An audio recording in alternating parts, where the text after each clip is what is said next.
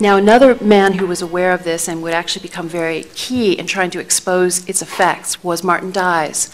He was representative from Texas, and he was very shocked by recognition and conveyed this to the president.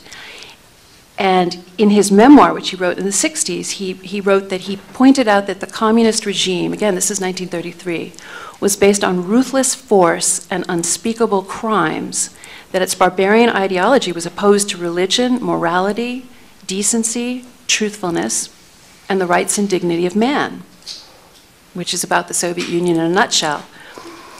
I stressed that recognition would give respectability to international gangsters and open the door for continued and expanded infiltration of America by foreign propagandists, revolutionaries, spies, and saboteurs. Of course, his protests were ignored.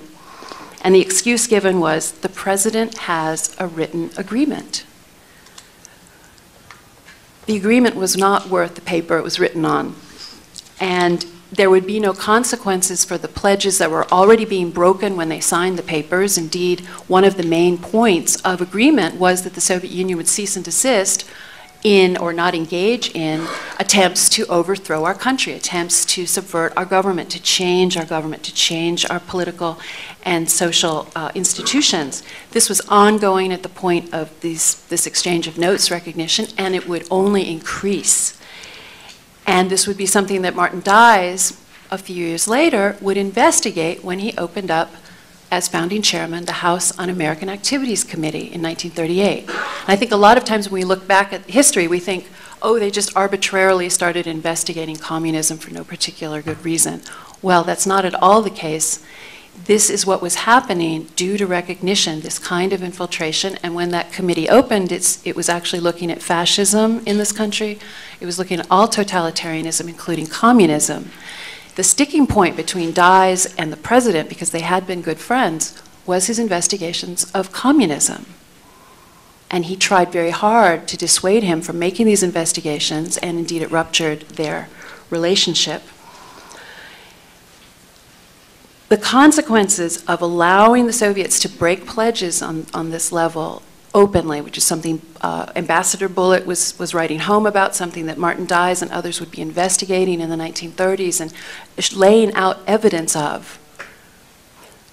The decision to shut our eyes to it on an official level, for the White House to be able to ignore this and just keep going. It's part of the reason why when Ronald Reagan came in the early 1980s and asked his team to evaluate 25 years worth of arms control treaties, they came back to him and said, basically, with the Soviet Union, of course, they came back to him and could not really find anything that had been adhered to. So this was the practice, and this was the state of the relationship. But what it did to us, I argue, and this is where I get into the secret assault on our nation's character in my book subtitle, we became transformed by this pretend, by these lies, by engaging in these lies, and indeed by forsaking evidence and testimony, truth, and also morality. This was a release of a moral compass. Now, I'll conclude by noting that Alexander Solzhenitsyn looked at these matters from the other side. And when he first came out of the Soviet Union, his very first speech in the United States was in 1975. He was not invited to the Ford White House, which is a disgrace, something I discuss. But he gave his first speech to the AFL-CIO. And one of the things he put in front of them was the double standard that the West had regarded first Tsarist Russia and then Soviet Russia with. And he pointed out that in the 80 years before the revolution, a time when a Tsar was assassinated, many attempts on the other Tsars' lives, revolutionary uprisings, the Tsarist government put to death 17 revolutionaries a year. This is the average for that. In the Spanish Inquisition, which we look back on as an epic bloodletting, we were at the height of it. We're looking at 10 persons a month. When we get to 1918, after the Russian Revolution, the Cheka, which the precursor to KGB and so on, was killing without trial 1,000, more than 1,000 people a month. When we get into the 1930s, under Stalin and his purges, we're looking in excess of 40,000 a month. So Solzhenitsyn presents what I call this moral calculus of 17 a year, 10 a month, 1,000 a month, and 40,000 a month, asking us why the embrace of Soviet Russia.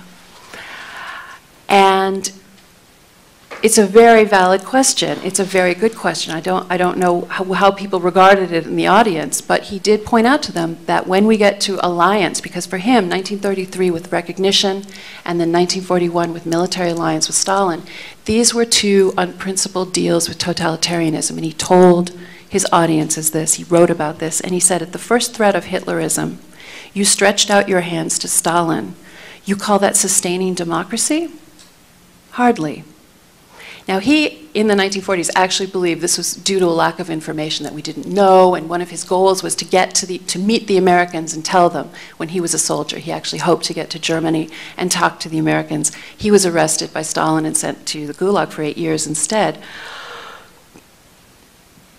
So what we're looking at is this period of time from recognition to alliance to periods of deeper complicity during the war, lying on behalf of Stalin, for example, in Katyn Forest Massacre, becoming more collusive, colluding with them in various other crimes against humanity, Operation Keelhaul, which Stanton Evans may be telling us about soon. The greatest betrayal of all, the POWs at the end of World War II that we left in Stalin's hands. And what I think to conclude with is that when we look back at the Communist Manifesto of 1848, one of the most fearful things about it was the rupture with traditional ideas, the abolition of eternal truths, morality, religion. And it suddenly struck me that this mechanism of recognition, in a sense, made that manifesto, made those elements of the manifesto manifest in our country. And thank you.